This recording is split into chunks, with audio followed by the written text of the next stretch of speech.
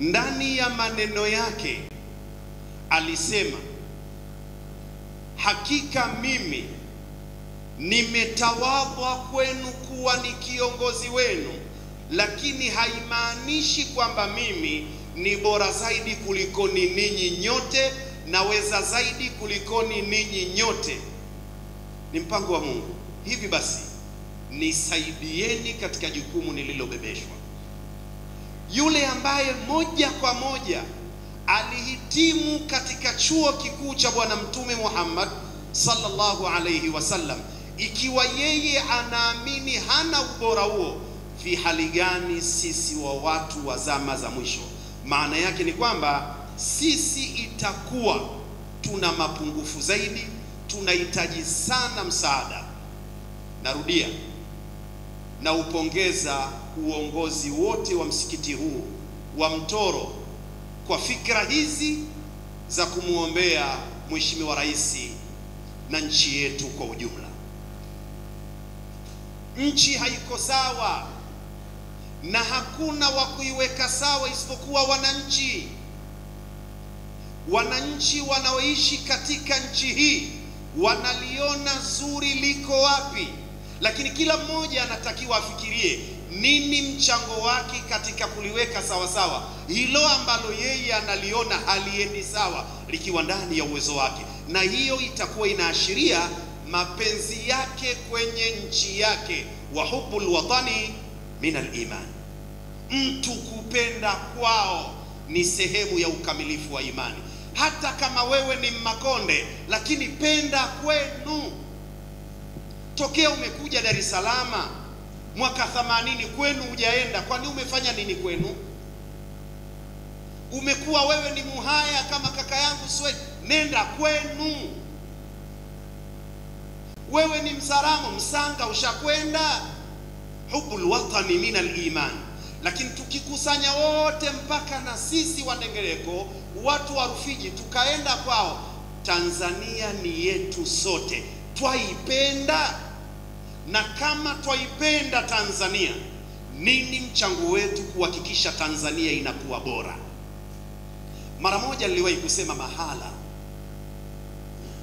wadogo zetu, watoto zetu, wapwa zetu wamekuwa na kasi kubwa na hamasa ya kutoka Tanzania kwenda South Africa, Botswana, wakiamini kule kuna nafasi kubwa ya kukwamuka kiuchumi. Tayib, maneno ya watu wa mantiki, indahu laisa ma yanfailu falkullu yufal. Hakuna kilichojifanya chenyewe, kila unachokiona kimefanywa. Hiyo South Africa inayoonekana ina maendeleo mazuri, hivi imetokea tu kama uyoga? Nini kinachosababisha sisi tusijenge Tanzania yetu, badala ya wadogo zetu, wapwa zetu kukimbilia South Africa, Angola na Botswana, wakabaki Tanzania na wakaenjoy, wakajifaharisha na Tanzania yao? Waweza ukakaa ukakurupuka ukasema viongozi wa serikali wanaiharibu nchi. Taib, linafrid, hivyo unavyotaka tufanye kuwa ni sawa, wewe mchango wako nini? Basi inakushindeni hata dua ya kuiombea nchi yenu, nchi itatengemaa. Hivi umma huu uliojazana hapa ukashiriki kuiombea nchi na rais wake na viongozi wake kwa ujumla, mara kwa mara tukafanya hivi, itakuwa sisi tuna makosa gani Allah asitupokelee dua zetu? Tukadumu na hali ya kuiombea nchi yetu, tukatoka kwenye mshahara wa 130,000 mambo yakanyoka, mshahara ukapanda 150,000 ndio mshahara. Kuna watu wanakaa kwenye nyumba kodi 200,000, unamuuliza hizi unatoa wapi? Tuitoe Tanzania kutoka katika nchi ya mipango iwe ni nchi ya kuenjoy. Watu wengi, asilimia 80 ya Watanzania wanaishi kwa mipango zaidi, maisha yao sio rasmi. Lakini tunaiombea nchi yetu ikabarikiwa kuanzia kwenye ardhi tunapolima, mito yetu, visima vyetu, bahari yetu, kila nyanja Allah akabariki. Matokeo yake Allah akaja akabariki mpaka vizazi vyetu. Narudia kwa mara ya tatu ipate kuwa witri. Sheikh Abbas na uongozi mzima wa Mtoro, na kupongezeni sana sana sana. Ikiwa Allah Rabbul Izzati wal Jalal ametoa oda, wataawanu ala albirri wattaqwa wala taawanu ala alithmi wal udwan, bainahuma khususun wa umumun. Allah anatutaka yawe ndiyo maisha yetu, kusaidiana kila lililo jema, kila lililo zuri, tusaidiane, tushikane. Wakati unalalamika shekhe wako wa wilaya anakwenda hovyo, wewe umemsaidia nini shekhe wa wilaya huyo? Wakati unalalamika shekhe wa mkoa, sijui wajumbe wa baraza la ulama, wewe umesaidia nini katika hao? Hicho unachokiona sicho, wakaenda.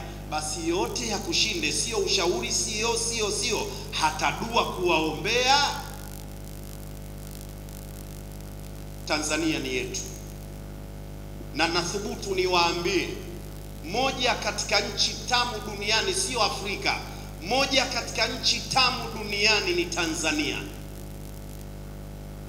Niliwahi kusema mahala fulani, hata viongozi wake, ukimuona kiongozi katili, hana huruma, hebu fuatilia Mtanzania huyo. Moja katika sifa ya Watanzania, huruma na upendo. Rais wewe, vita, mwendo, mdundo, hebu tutafute, wallahi ukimfuatilia utakuta ana chembe, sio wetu. Tanzania tamu. Tanzania hasa wasoma maulidi wanarudi maulidini saa 7 saa 8, na wachache wenye magari anadunda mpaka kwake. Tanzania tamu, na hapo hatujajitolea mara kwa mara kuiombea dua. Tukiiombea dua itakuwaje hiyo raha? Unarudi inakuwa tamu zaidi, unarudi muda unaotaka, hakuna cha kukusumbua. Ugomvi wako utakuwa wewe na mbu, wewe na kunguni waliojazana nyumbani kwako, na sio matatizo mengine. Moja katika maneno alipata kuyasema Imamu Ahmad bin Hanbal, alisema, lau kana liya da'watun mustajabatun la da'awtu bis-sultan. Ibn Iyadh naye akasema, lau anna liya da'watan mustajaba ma ja'altuha illa bis-sultan. Laiti ningepewa tunu na Allah ya kuomba dua na ikawa yapokelewa haraka, basi dua hiyo nisingeipeleka mara moja isipokuwa kwa kiongozi. Imamu min al-a'immati al-qudama al-kibar, Ahmad bin Hanbal, anatamani kuwaombea viongozi. Kupinda kwa viongozi ndiyo kupinda kwa raia, kupinda kwa viongozi ndiyo kupinda kwa nchi, kuharibikiwa kwa viongozi ndiyo kuharibikiwa kwa taifa letu. Nisiwachoshe, wataawanu ala albirri wattaqwa. Hebu tusaidiane. Yule unayeona una uwezo wa kumsaidia akili, msaidie akili, kwa maana ushauri. Unayeona una uwezo wa kumsaidia elimu, msaidie elimu. Unayeona unaweza kumsaidia mali, msaidie mali. Unayeona unaweza kumsaidia mwisho kabisa, msaidie dua. Bwana Mtume Muhammad sallallahu alayhi wasallam alipata kusema, man asda ilaykum ma'rufan fakafiuhu fa in lam tajidu ma tukafiunahu fad'ula. Yeyote ambaye kawakunjulia, kawapeni, kawafanyieni lililo zuri, huyo mlipeni. Hakuna mambo ya bure. Na ndio maana wanawaambia nyinyi wenye madrasa huko, walipeni walimu, acheni udarueshi, inshallah ikai kwenye chungu. Hakuna jambo jema kama kufundisha watoto Qur'ani. Wapewe mshahara. Kama mnahakikisha hamuna, ni second option, mpaka muhakikishe ya kwanza hamna mshahara, ndio mnahamia kwenye dua. Wa Tanzania kwa sababu ni watu wa mseleleko wa bure, kila siku tunakimbilia kwenye hatua ya pili ya dua. Yani kila unaomba inshallah Allah akulipe, kwanza fedha tulipane. Kama huna pesa ndio unahamia kwenye second option, ndio unaomba dua. Fa illam tajidu, umeona hiyo fa illam tajidu ma tukafiunahu, kama hamuna cha kuwalipa mshahara waliokufanyia mema, basi mwisho tena fadhula, rais wetu anatengeneza amani, anapambana kwenye maendeleo ya nchi yetu, anapambana kuhakikisha mambo ya tiba, anapambana kwenye mambo ya nishati. Mnajua watu wengi wanarudi nyuma kiuchumi, na huu nao ni ujumbe viongozi wa serikali watusaidie. Kila siku watu wanarudi kwenye uchumi kupitia nishati. Umeme unakatika mara 1000 kwa siku, friji zinaungua, vyakula vinaharibika. Lakini rais anapambana kama hili, anafaulu vipi kama hatujamuombea? Wadhani ukimuondoa katika binadamu Bwana Mtume Muhammad aliyetufanyia jema, hakuna kama mtume. Baada ya hapo kwenye nchi yako, nani kama sio rais wako? Nani kama sio shekhe wako aliyekufundisha dini hii ukajua na kuswali?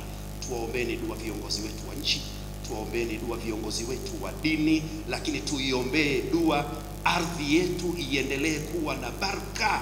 Ardhi yetu iliyokuwa ikilimwa mpunga unavuna vizuri inapungua. Hatuombi dua, tumebaki kuiapiza kila kitu laanatullah. Tunaamini ndio dini, kila kitu laanatullah. Yani mtu uko kwenye membali, kuna watu huko anawaamrisha kutoa lana. Tulikosea, naamini tulikosea, na watu wa sheria wapo, wana kanuni, wanasema arrujuu ila alhaqi fadila, kurudi katika mstari wa sawa ni jambo bora. Badala ya kuiapiza nchi yetu, turudini tujenge utamaduni wa kuiombea nchi yetu. Hadha wabillahi tawfiq, wassalamu alaikum wa rahmatullahi wa barakatuh.